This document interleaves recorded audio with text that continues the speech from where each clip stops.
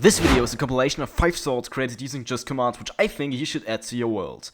If you happen to only be interested in a few of these, or just want to see all the swords, you can use the chapters on this video to navigate. How to get this Warden Sword, which is quite strong actually. As soon as you strike anything using this sword, the target loses 20 health additional to the sword's damage and gets launched back quite a few blocks. What are we waiting for? Let's get started. Before I start explaining the first command block, let me quickly tell you that this will only work in survival because I'm using durability detection to detect hitting. I hope this isn't a problem to you. However, let's actually start. The block has the settings, repeat, unconditional and always active.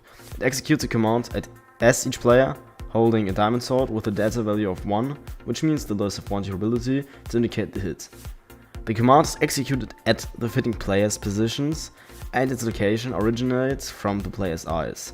The actual command that's run produces a particle. The second command block has the settings, chain, conditional and always active, and uses the same selector arguments as before. This time, however, it applies 20 damage to all nearby mobs the player is facing and uses the player's attack as damage cause.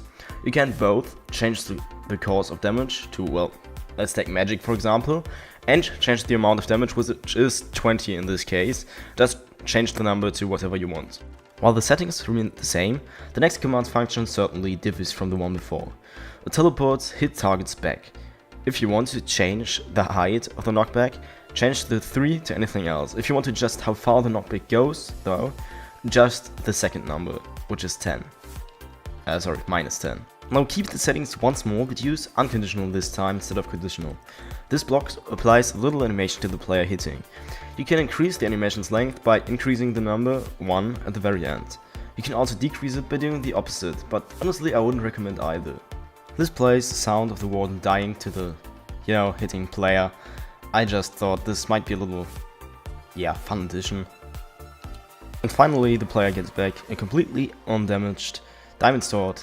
So it works multiple times, well, an infinite amount of times to be exact. You will learn how to get an earthquake sword in Minecraft. Well, it's overpowered, just see for yourself.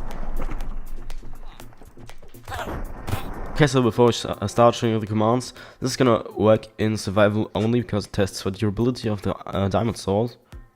But that's all you need to know, and now let's get started.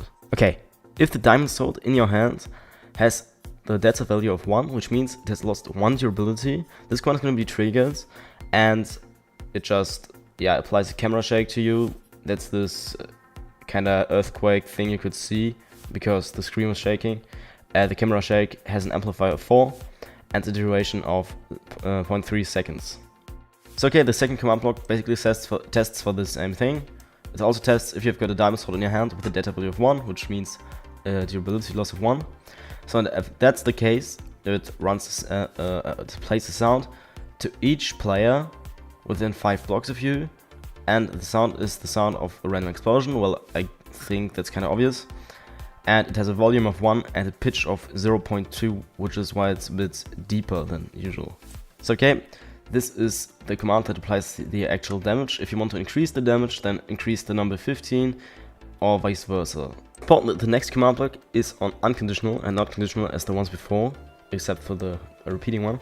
But however, whatever, it simply pushes mobs back a bit, and that's it. I just said that the last command block was on unconditional, but I thought I was one further, and this command block is unconditional. That's important. The other one can be unconditional or conditional, that doesn't matter. However, it just gives you your undamaged diamond sword back, so the command isn't activated on repeat, and it's activated again when you hit again. I will teach you how to get an Evocation Sword in Minecraft Bedrock.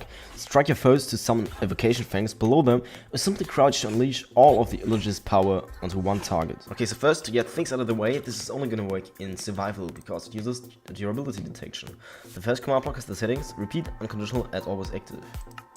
That's the input, and basically what it does is it tests if there's any player nearby with a damaged diamond sword in their main hands, and then it summons an Evocation Fang below the mob. Also applies slowness 265 to the hit mob for 3 seconds, making it unable to move, yet it can still attack. Now the player gets resistance, just in case any other Evocation Fangs summoned below nearby mobs also hits them. Finally, the player using the sword gets back the completely undamaged Evocation Sword and can use it again. So next, let's get into the sneak detection so you can do this with your sword. So this command block is on repeat, unconditional and always active, and it runs this command. It tests if you're sneaking, if you're not sneaking, and if that's the case, it sets your sneak scoreboard to 0. And for that you need to create a sneak scoreboard first, which can be done by typing this into the chat, /scoreboard objectives add, and then type sneak dummy. Okay, this tests if you're sneaking, and in case you are, it sets your sneak scoreboard to 1. This also tests if you're not sneaking, and if you're not sneaking, it removes the tag sneak from you, and this is gonna be important later. This command block tests if you have a diamond sword in your hand, and if your sneak score is 1. If that's the case, it summons an Evocation Fang at these coordinates. It's important to not enter 1 or anything lower than 1 here, probably do 1.5 or something, otherwise you're gonna hit yourself with this. Okay, then we've got a chain of unconditional, chain, and always active commands. It's important they're set up exactly like that. Basically, simply always change your number, change the number here by 1, copy the input, and change the number by 1 again. Increase it to be more specific. Okay, so then, let's say the chain of evocation things for me is 7 blocks long. If you want to make it longer, then just repeat this process. But if you want to do it as me, and this chain with this command block that adds the tag sneak to, well, each player holding a diamond sword that's sneaking, therefore cancelling the commands before. And if you unsneak, your sneak tag gets removed and you can sneak again to activate this ability once more. Whatever you do, you just need to have this command block at the end of your chain. Let me quickly show you what happens if you don't. Well, that's also quite strong. I'll show you how to get a Levitation Sword in Minecraft that causes nearby mobs to fly away whenever you hit something. So yeah, quick note before we start, this one's only gonna work in survival. Okay, so the input is execute as at A, has item equals iron_sword, location equals slotted weapons at main hands, data equals 1, edit as, run effect at E, RM equals 0.1, R equals 5, levitation to 3. Okay, so what's this gonna do? It's gonna test if you've got an iron sword in your main hand slot. So yeah, if you're holding an iron sword basically. And then it tests if this sword is damaged, so if it has lost 1 durability. If that's the case, it causes you to run a command that affects everything nearby with a levitation effect. Okay, so that's important. The next command block has the settings, chain, unconditional, and always active. It also needs to be facing the same direction the one we placed before did. Okay, now let's have a look at the input. Replace item entity at A has item equals iron_sword, location equals slotted weapon at main hand, data equals 1, slotted weapon at main hand 0 iron_sword. So, well, now you may be realizing that this, for the most part, is the same thing we typed in before, and basically it's for the reason that we test for the same selector. And this time, though, it's a replace item command that gives your undamaged iron sword back. How to get a Sharpness 1000 sword in Minecraft Bedrock that even kills wardens instantly.